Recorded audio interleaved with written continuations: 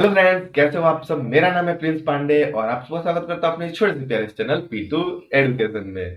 तो उम्मीद करता हूं आप सब ठीक होंगे और मैं भी ठीक ही हूं। ठीक है, तो आज हम लोग पढ़ने जा रहे हैं एसिड बेसिस एंड सॉल्ट का अगला टॉपिक। वो अगला टॉपिक हमारा क्या है? धोने का सोडा। ठीक है, वॉशिंग सोडा, जिसका कि हमारा रासायनिक सूत्र होता है Na2CO3। ठीक है, सोडियम कार्बोनेट उसे हम पढ़ते हैं। ठीक है, तो इसका रासायनिक नाम है सोडियम कार्बोनेट। ठीक है, तो आज हम लोग पढ़ेंगे वर्किंग सोडा। ठीक है, जिसका कि हमारा रासायनिक सूत्र होता है सोडियम कार्बोनेट Na2CO3। ठीक है, तो अगर आप लोग इस चैनल पे पहली बार है तो इस चैनल को सब्सक्राइब कर ले और साथ ही साथ बेल आइकन प्रेस कर ले, ताकि मैं अगला वीडियो डालूं तो नोटिफिकेशन सबसे पहले आपके पास पहुंचे। ठीक है, इस चैनल पे आपको मैथ्स और साइंस 10th 9th का ये सब मिलता रहेगा वीडियो आपको। ठीक है, तो और आज हम लोग पढ़ेंगे धोने का सोडा।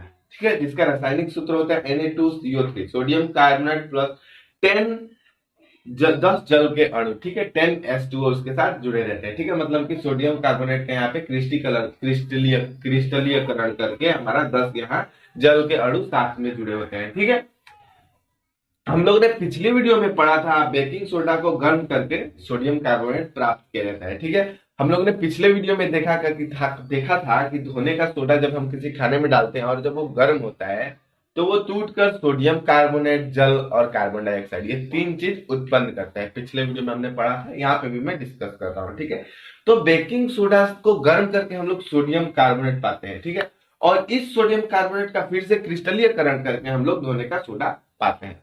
आगे हम वो भी पढ़ेंगे। ठीक है, तो बेकिंग सोडा को गर्म करके हम लोग सोडियम कार्बोनेट पाते हैं, यहाँ पे यही हमें लिखा है। ठीक है, बेकिंग सोडा को गर्म करके सोडियम कार्बोनेट प्राप्त किया जाता है। ठीक है, लगने से स्क्रीनशॉट लेना है ले लीजिए।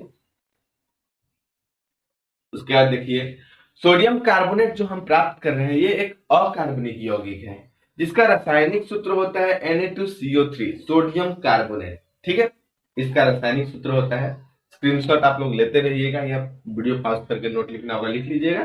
ठीक है, सोडियम कार्बोनेट के पुनः क्रिस्टलीकरण से धोने का सोडा प्राप्त होता है। ठीक है, मैंने पहले ही बताया कि सोडियम कार्बोनेट का हम लोग क्रिस्टलीकरण करते हैं, धोने का सोडा प्राप्त होता है। मैंने पहले ये बताया, यहाँ पे देखिए लिखा भी है, सोडियम कार्बोनेट के पुनः क्रिस्टलीकरण से धोने का सोडा प्राप्त होता है और उसका रासायनिक सूत्र होता है हमारा Na2CO3.10H2O।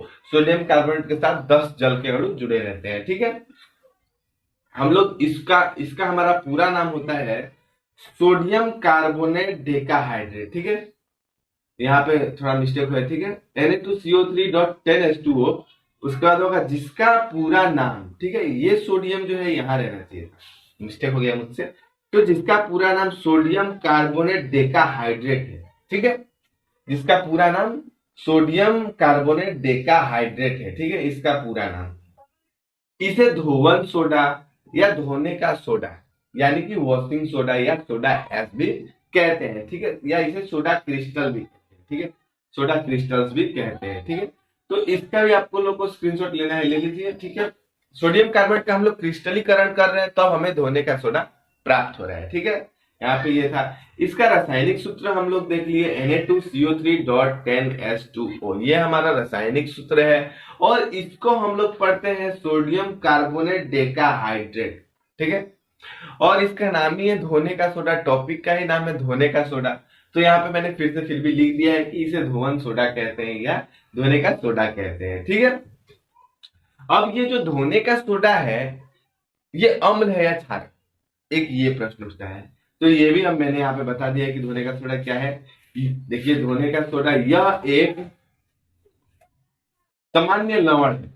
लवण आपको मालूम है उसमें केटायन एनायन होते हैं। ठीक है, हम लोग जब एसिड या बेस या कभी हमें बहुत सारे रासायनिक अभिक्रिया मिले हैं अम्ल या क्षारक के, जिसमें कि हमारा लवण उत्पन्न होता है। ठीक है, एक केटायन और एक एनायन होता है। ठीक है, तो लवण हमारा जैसे NaCl, बहुत सारा हम लोगों ने लवण पढ़ा। ठीक है, तो यह भी एक लवण, सामान्य लवण है। ठीक है, जिसका जलीय घोल क्षारीय होता है। हम लोग जब इस सोडियम कार्बोनेट को जल में डालेंगे, ठीक है, तो ये जल में घुल के क्षारक बनता है। ठीक है, मतलब कि ये OH- आयन रिलीज करता होगा, तभी तो ये क्षारीय है। हा?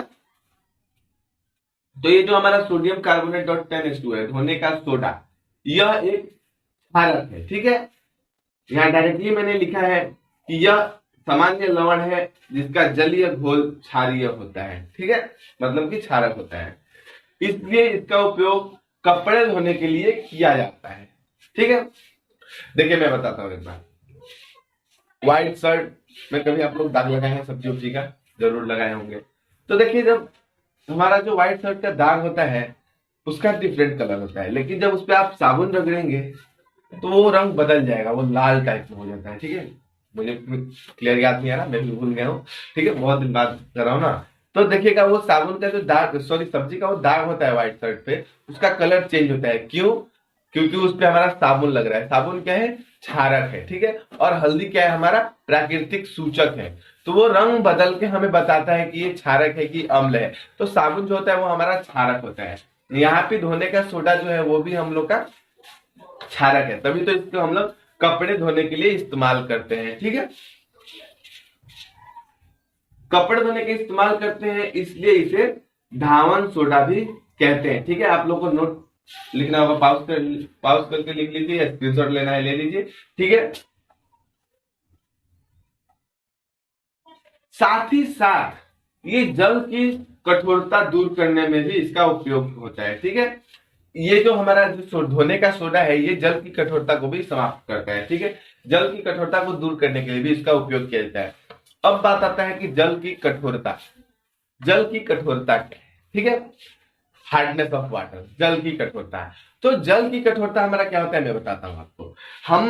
हमारा बहुत सारा ऐसा जल है जिसमें कि कैल्शियम और मैग्नीशियम के बहुत सारे, क्या बोलूं, कैल्शियम सल्फेट, ऐसा बहुत सारा हमारा मॉलिक्यूल्स रहते हैं, मतलब अणु उसमें जल में घुले हुए रहते हैं, ठीक है। बहुत सारे उसमें हमारा घुला हुआ रहता है, ठीक है। कैल्शियम मैग्नीशियम आयन ये सब बहुत सारे, हाँ।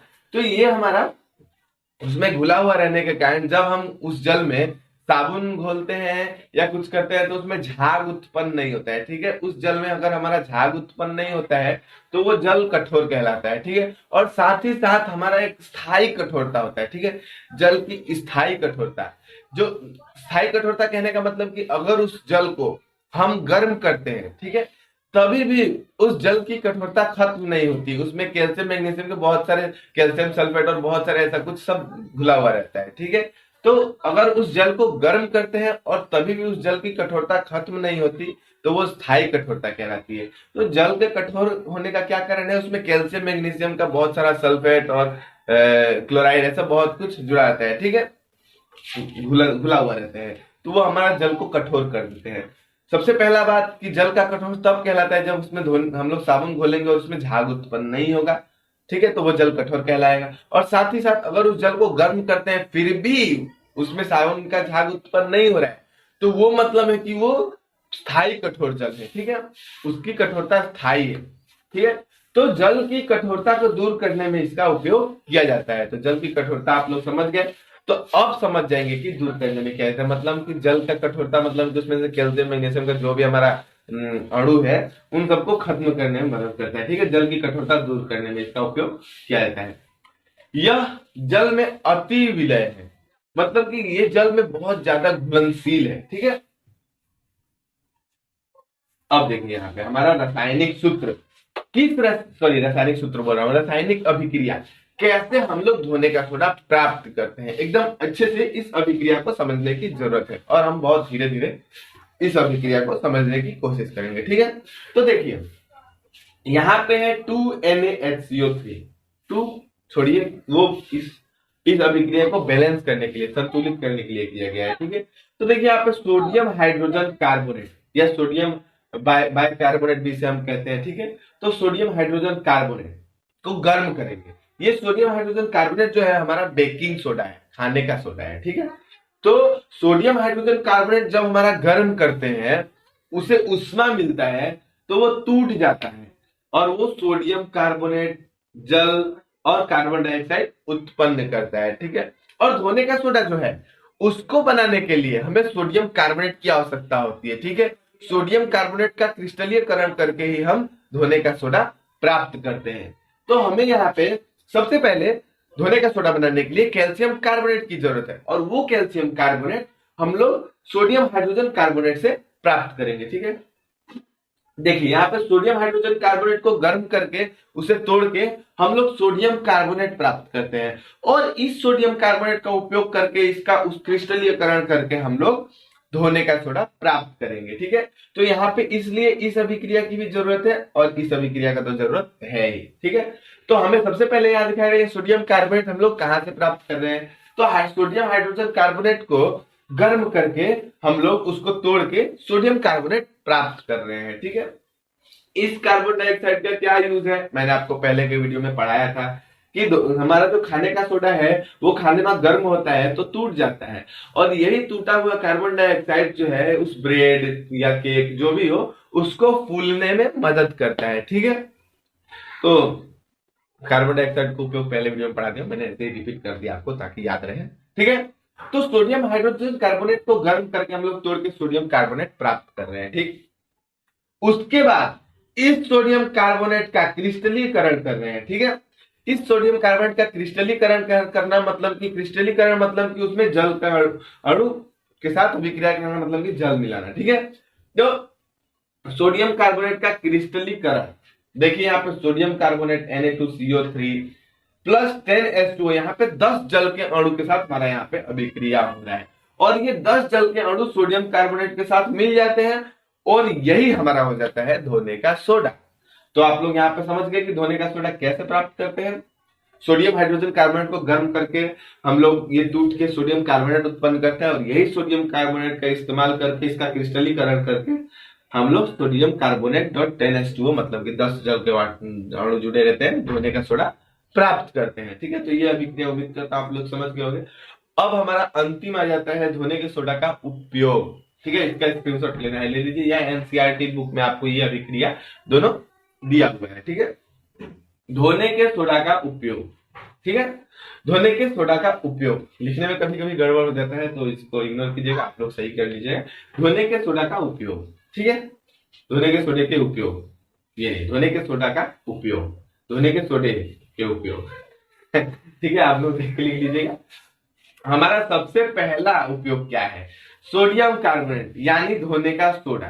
ठीक है, का उपयोग कांच, साबुन एवं कागज उद्योग में किया जाता है। तो हमारा सबसे पहला धोने के सोडा का उपयोग है कांच, साबुन एवं कागज उद्योग में होता है। ठीक है, धोने के सोडा का उपयोग कांच, साबुन एवं कागज उद्योगों में होता है, पहला हमारा उपयोग। इसका दूसरा उपयोग देखते हैं, हम लोग धोने के सोडा का उपयोग बोरेक्स के उत्पादन में भी करते हैं। ठीक है, इसका उपयोग बोरेक्स के उत्पादन में होता है। इसका कहने का मतलब कि सोडियम कार्बोनेट, धोने के सोडा का उपयोग बोरेक्स के उत्पादन में भी होता है। यहाँ पे आप लोग बोरेक्स का रासायनिक सूत्र भी याद कर लीजिएगा। ठीक है, Na2B4O7। ठीक है, ये हमारा बोरेक्स का रासायनिक सूत्र है। तो हम लोग धोने के सोडा का उपयोग बोरेक्स के उत्पादन में भी करते हैं। ठीक है, इसके बाद धोने का सोडा, इससे हमें पता चलता है कि धोने का चीज के लिए हमारा कार्य होगा धोने का सोडा। ठीक है, ये सोडा हमारा धोने में उपयोग होता होगा, इसके नाम से ही पता चलता है। तो इसका उपयोग घरों की साफ सफाई में भी किया जाता है, मतलब कपड़ा उपड़ा धोना, घर का वगैरह कपड़ा धोना, यही सब तो साफ सफाई है घर का। तो इसका उपयोग घरों की साफ सफाई में भी किया जाता है कि स्थायी कठोरता को दूर करने के लिए इसका उपयोग होता है। हमारा अंतिम उपयोग, जल की स्थायी कठोरता क्या होता है मैंने आपको बताया है। ठीक है, कोई जल हमारा साबुन घोलते हैं तो उसमें झाग उत्पन्न नहीं होता है, मतलब कि वो जल कठोर है, और उस जल को गर्म करने के बाद भी उसमें साबुन का झाग उत्पन्न नहीं हो रहा है, मतलब कि उस जल की स्थायी कठोरता है। ठीक है, और उसको दूर करने में भी इसका उपयोग करते हैं, मतलब कि धोने के सोडा का उपयोग करते हैं। जल की स्थायी कठोरता को दूर करने के लिए भी इसका उपयोग होता है। ठीक है, तो यहाँ पे हमारा सोडियम कार्बोनेट डॉट 10H2O यानी कि धोने का सोडा के बारे में आप अच्छी तरह से जान गए, इसका उपयोग कैसे प्राप्त करते हैं सब कुछ जान गए। तो अगर आपको ये वीडियो अच्छा लगा तो वीडियो को लाइक करना, और साथ ही साथ अपने इस प्यारे चैनल को सब्सक्राइब कर बेल आइकन प्रेस कर देना, ताकि अगला वीडियो डालूं तो सबसे पहले नोटिफिकेशन